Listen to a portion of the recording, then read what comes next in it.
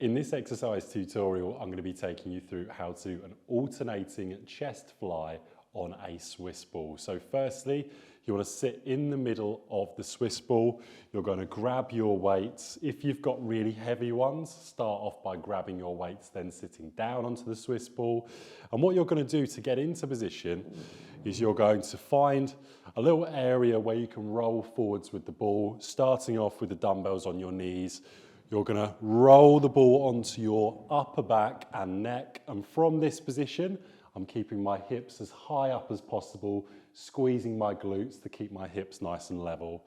From this position, you'll notice I've got a neutral grip, so my palms are facing each other. I'm then going to push up from that position, and I want to make sure that the dumbbells are in line with my chest.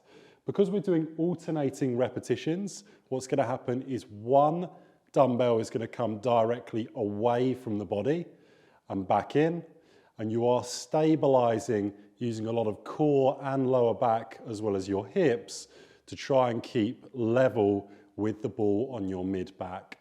So this is one where if you're looking for balance and proprioception, if you're looking to work the core as well as your chest muscles, you can repeat for your desired amount of repetitions and get that added benefit.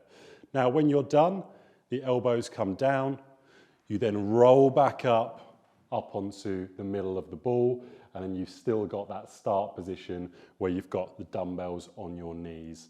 Now that would be how to do an alternating chest fly, and you would repeat that for your desired amount of sets and repetitions.